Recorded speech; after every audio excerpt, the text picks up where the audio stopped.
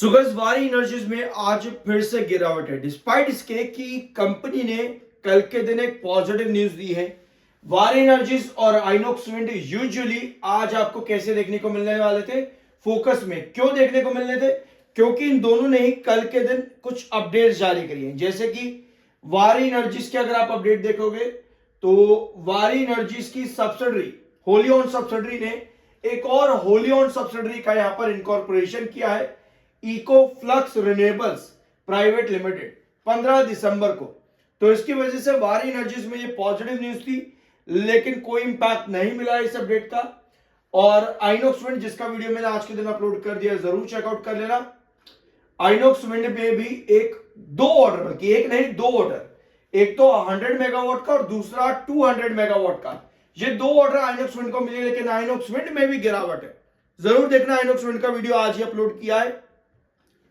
Despite इसके कि आरईआरसी या पर सीईआरसी ने रूल्स और रेगुलेशंस जो नीचे निकाले थे बीच में अभी, उसकी वजह से आपको पूरे रिन्यूएबल क्लीन एनर्जी पावर में आपका सोलर और विंड एनर्जी, इन दोनों कंपनीज के अंदर आपको गिरावट देखने को मिली। यहां पर थोड़ा सा क्या मिला है, अभी रिसेंटली रिलैक्सेशन दिया गया है, उसके बावजूद भी गिरावट है। क्या मार्केट अपना गेम खेल रहा है, या फिर ये जो दो लेवल्स आपके हैं वारी एनर्जीज में, ये दो लेवल 2960 980 सॉरी 2990 2990 और 2860, ये आपका रिस्ट्रिक्शन और ये आपकी बेस लाइन जहां से आपको वापस से रिकवरी बनी। क्या ये रिस्ट्रिक्शन मेजर रीजन है कि क्यों आपके ब्रेकआउट्स नहीं बन पा रहे हैं, या फिर एमएसीडी सिग्नल? एक बार यहां पर आते हैं वारी एनर्जीज के एमएसीडी पर।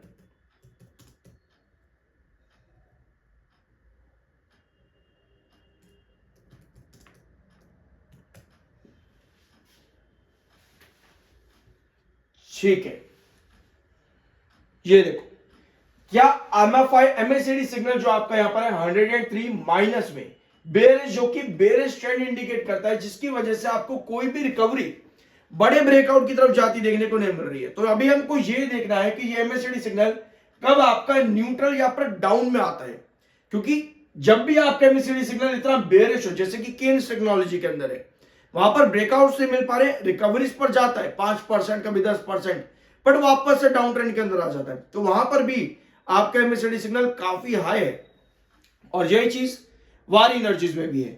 अब कुछ अपडेट्स है, कुछ रिपोर्ट्स है सरकार की, जहां पर यह बताती हैं कि क्लीन एनर्जी के अंदर आपका जो स्लो डाउन है वो हुआ है फाइनेंशियल 26 से 27 तक, यानी कि अब एक फाइनेंशियल ईयर और अभी आपका स्लो डाउन ही रहेगा। तो उस रिपोर्ट को अभी यहां पर ध्यान से देख लेते हैं।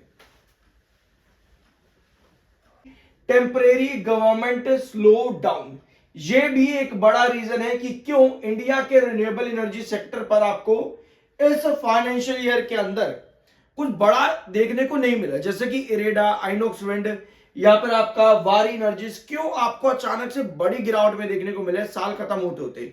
क्योंकि गवर्नमेंट का स्लो डाउन हुआ है रिन्यूएबल एनर्जी सेक्टर में। अब ये स्लो डाउन क्यों हुआ है? फाइनेंशियल ईयर 26-27 के अंदर वापस से ये रिकवरी आगे जाकर के आने के चांस है, यानी कि ये जो स्लो डाउन है ये शायद हमको आने वाले एक फाइनेंशियल ईयर और चलता देखने को मिले। ये बताते हैं कि अभी की आपकी update, the pause is intended to strengthen grid integration and enhance overall project quality, यानी कि सेक्टर में ग्रिड इंटीग्रेशन और साथ में ओवरऑल प्रोजेक्ट की क्वालिटी जो इस सेक्टर की है उसको इंप्रूव करने के लिए अभी जो है आपका स्लो डाउन किया गया है इस सेक्टर की ग्रोथ पे। लेकिन अभी भी सरकार जो है वो ऑप्टिमिस्टिक है नॉन फॉसिल फ्यूल्स की कैपेसिटी 500 गीगावाट तक करने में 2030 तक, यानी कि टारगेट्स अभी भी वही है। ऑल्दो इस समय 209 गीगावाट पर इंडिया है, अभी 209 गीगावाट पर अभी अपना देश चल रहा है रिन्यूएबल एनर्जी सेक्टर में, और टारगेट है 500 का, यानी कि अभी भी कितना 50% के ऊपर का टारगेट जो है अभी भी अचीव करना है 2030 तक। तो टारगेट्स बड़े हैं, और इस बीच में ये स्लो डाउन आ जाना ये कहीं ना कहीं कंसर्न बना रहा है इस सेक्टर के अंदर। तो ये एक बड़ी खबर इस सेक्टर में। अपार्ट फ्रॉम दिस, इस सबसे पहले ही मार्केट एक्सपर्ट्स के टारगेट्स भी काफी बड़े आ चुके हैं। 4000 का टारगेट नवंबर में दिया था मोतीलाल ओसवाल ने, ऑल्दो उसके बाद गिरावट अलग तरीके की आई है, बाय की रेटिंग थी। अब ये टारगेट जो है, ये नया टारगेट जो इनका है, इसका आउटलुक भी है, डेफिनेटली इसका एक आउटलुक भी होगा। और ये आउटलुक इनका क्या कहता है कि ये लेवल्स कब तक अचीवेबल है, एक बार इनको समझते हैं।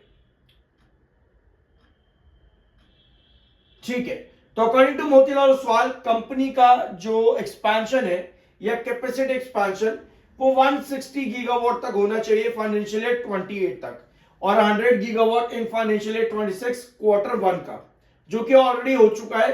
तो आने वाले फाइनेंशियल ईयर्स में 160 गीगावाट की कंपनी की कैपेसिटी पहुंचनी चाहिए इंस्टॉल्ड सोलर कैपेसिटी में। तो ये एक बड़ा अचीवमेंट हो जाएगा कंपनी के लिए। तो आपको बड़े टारगेट्स भी देखने को अकॉर्डिंगली मिलते हैं। अब ये एक मार्केट एक्सपर्ट का आउटलुक है कंपनी को लेकर के, लेकिन इसके साथ में कंपनी कर क्या रही है, क्या कंपनी उस तरीके से ग्रोथ कर रही है? अगर हम वारी एनर्जीज का ना प्रॉफिट सेगमेंट देखें, एक बार यहां पर देखना, ये वारी एनर्जीज का ना प्रॉफिट सेगमेंट है कि कंपनी कैसे प्रॉफिट देती है।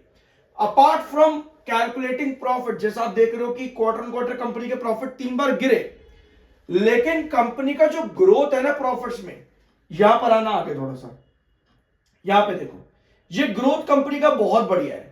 17, 15, 371%, 130%, 89, 133%। तो ग्रोथ यहां पर कंपनी का काफी स्ट्रांग है प्रॉफिटेबिलिटी में, यानी कंपनी के रिवेन्यूज भी आपको बढ़िया आते देखने को मिल रहे हैं, और टैक्स और साथ में आपके डेप्रिसिएशन और इंटरेस्ट वो लोअर है ईयर ऑन ईयर बेसिस पर, जिसकी वजह से कंपनी एक बढ़िया ग्रोथ की तरफ चल रही है प्रॉफिट्स में। पिछले वीडियो में मैंने आप लोगों के साथ रिवेन्यूज डिस्कस किए थे कि वहां कितना ग्रोथ है, और प्रॉफिट में आपके सामने ये वाला ग्रोथ है। तो ओवरऑल कंपनी की हेल्थ जो है ना वो काफी अच्छी है। लेकिन जब सेक्टर की बात आती है तो वहां थोड़ा बहुत कंपनी कभी कभी बीच में मार खा जाती है, और इरेडा या फिर आपके आइनॉक्स विंड या सुजलॉन या प्रीमियर एनर्जीज भी, ये कंपनीज इन्हीं कुछ रीजंस की वजह से आपको अचानक से बड़े फॉल देती है। और जब रिकवरीज बनती है तो इन्हीं सेक्टर्स में आपको तेजी दिखती है, या फिर कंपनी के ग्रोथ पर्सपेक्टिव से कंपनी इंप्रूव करती है। ठीक है, तो ये बहुत से रीजंस होते हैं कि हमें कैलकुलेट करने हो कि अगर आपकी बाइंग टॉप पर है और आपको नीचे गिर गए, उस समय आप अपने आप को ट्रैप फील ना करो। आपको मालूम हो कि आने वाली कंपनीज के रिजल्ट्स कैसे आ सकते हैं, सेक्टर कैसे काम कर रहा है, उसके हिसाब से चार्ट कैसे काम करेंगे। फॉर एग्जांपल एक बार यहां पर आओ, ये आज से लगभग 6-7 दिन पुराना वीडियो है, मेरे चैनल पर अवेलेबल है, जरूर देख लेना। यहां पे आपको 2 लेवल दिख रहे होंगे, 2870 ये वाला और 3070। ये 2 लेवल मैंने तब मार्क किए जब पहली कैंडल यहां पर बनी थी 2870 पर, और हमने इसको एक बेस माना था। यहां पे 2870 को बेस माना था, और क्रूशियल बेस 2720 और रेस्ट्रिक्शन 3070 का। अब ये लेवल क्यों यहां पर रखा हमने 2870 का? इसलिए क्योंकि ये पहले भी आपका एक इंपॉर्टेंट बेस रहा है। अगर आपने ये वीडियो देखा तो शायद आप इस पॉइंट को समझ रहे होगे, लेकिन अगर नहीं देखा जरूर देखना। काफी डिटेल ऑन चार्ट किस तरह से आपके बेसिस बनते हैं या रेस्ट्रिक्शन बनते हैं आपको समझ में आने शुरू हो जाएंगे, जरूर चेकआउट करना। टेक्निकल पॉइंट ऑफ व्यू पे न्यूट्रल है स्टॉक, फिर भी गिरावट यहां पर है, और एमएससीआईडी सिग्नल आपको किसी भी बड़े ब्रेकआउट की तरफ अभी जाने नहीं दे रहा। एमएससीआईडी सिग्नल बहुत बेरिश है, 101 का माइनस